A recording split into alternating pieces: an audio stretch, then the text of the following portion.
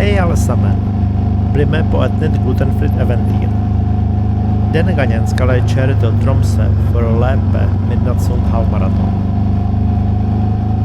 Planen er ikke å kjøre hele vanlig veien gjennom E6 og E8, men kjøre til Kvaløya gjennom Mestervik.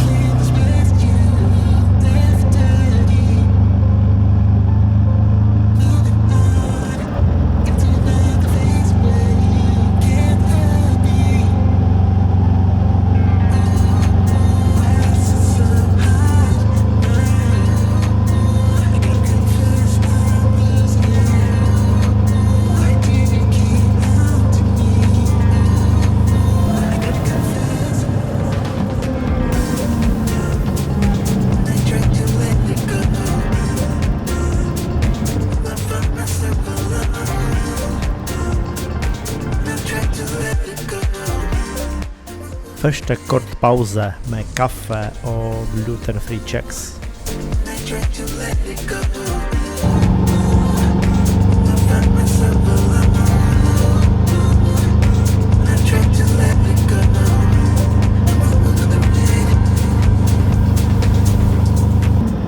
Her tar jeg av fra E6 og kjører mot Mestervik.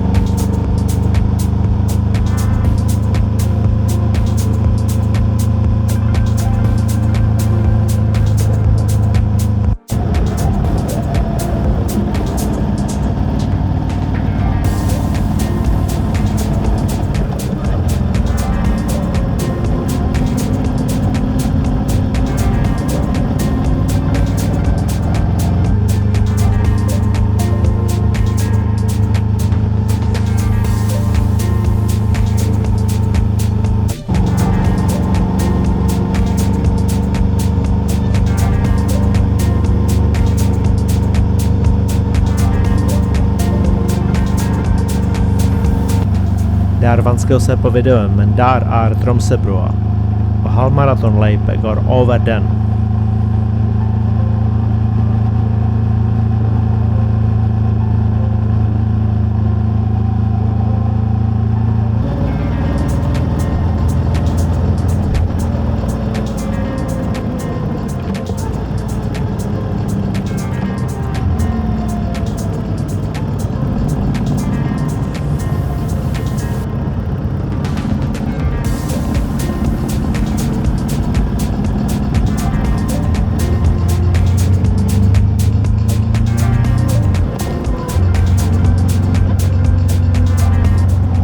Her er det Riatunnelen, som forbinder fastlandet med Kvaløya.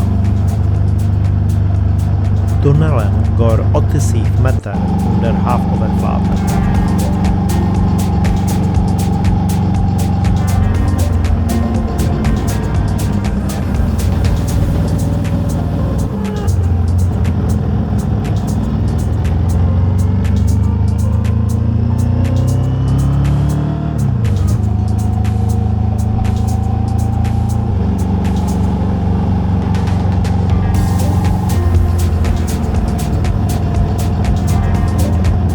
Her er det Tromsøya og selve Tromsø.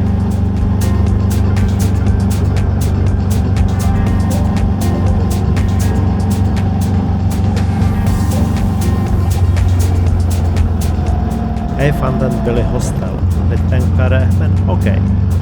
Da trenger jeg ikke kjøre hjem til Harstad rett etter halvmaraton.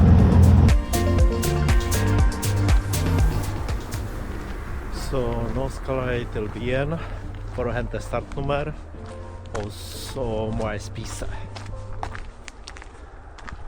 Men hvilken vei, det må jeg finne ut. Så her er det Tromsø. Jeg håper at det blir bedre vær kvelden mens jeg skal løpe.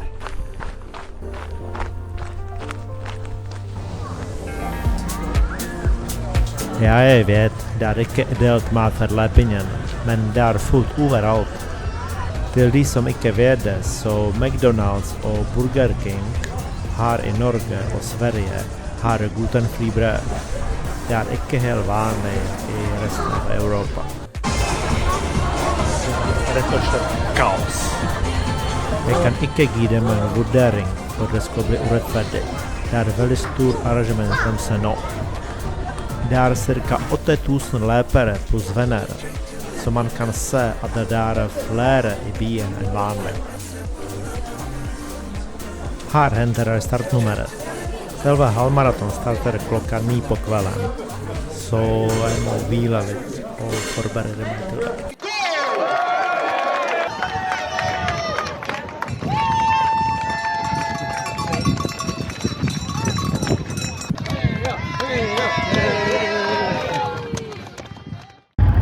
Det var ikke enkelt, det var en del av høydemetrene.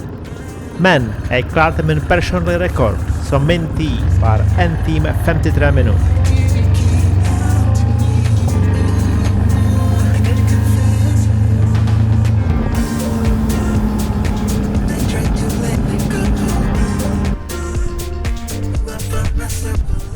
Her tar jeg frokost.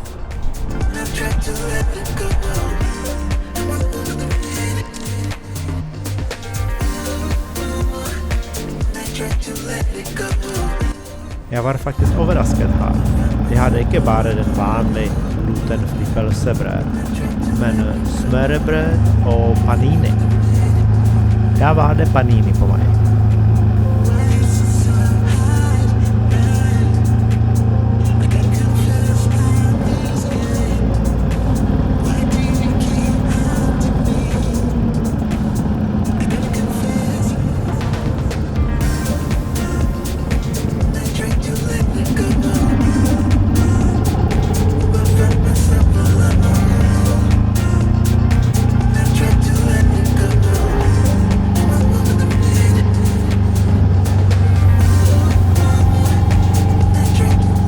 Bye bye, Tromsø.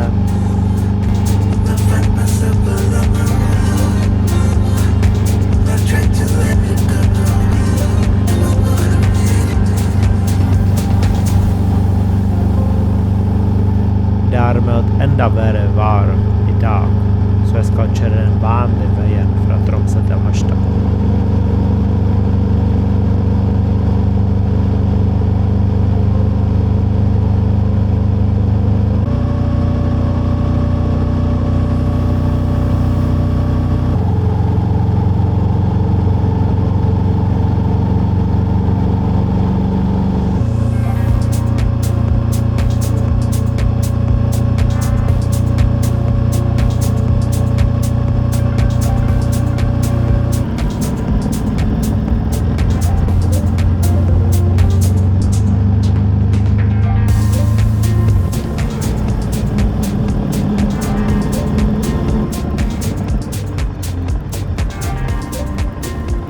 Et kort kaffestopp i Nordsjøsbotn.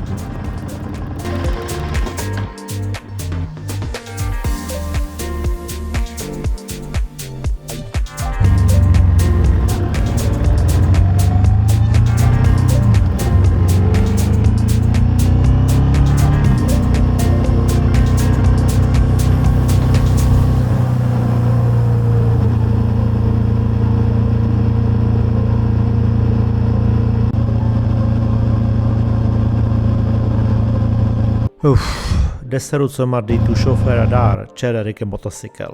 De tar inte hänsyn.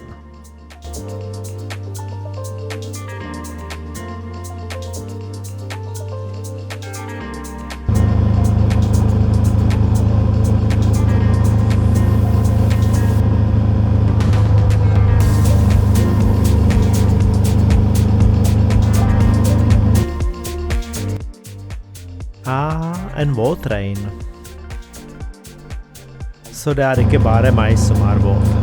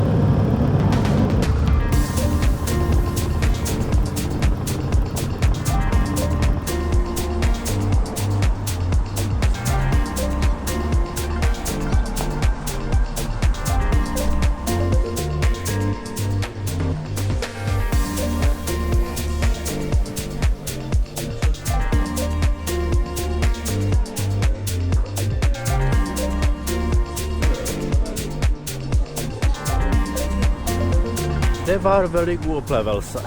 Ja. För det är en av de bästa som jag har upplevt.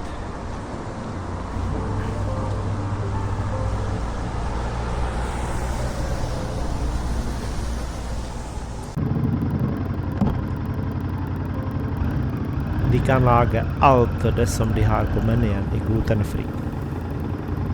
308 kronor för pizza och cola, det är grejt. Kaffe är i prisen.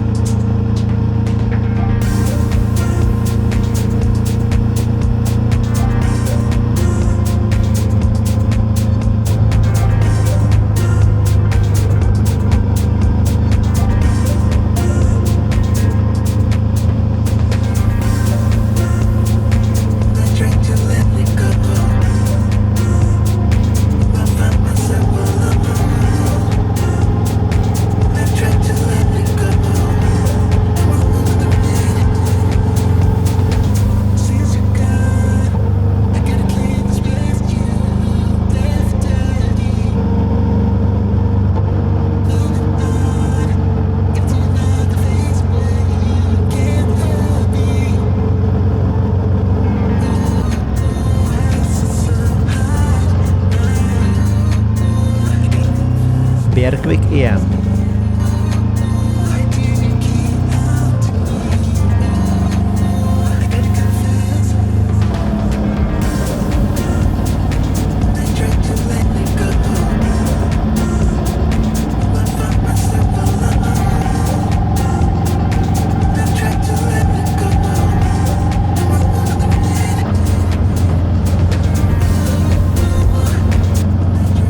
Det var väldigt obehagligt.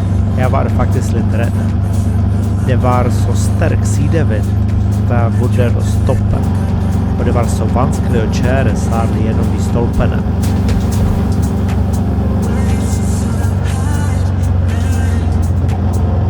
Det är dagens äventyr över. Tack för att dere blev med på turen. Hvis dere likte videon må dere gärna ge den tommel upp. Vi ses på nästa äventyr.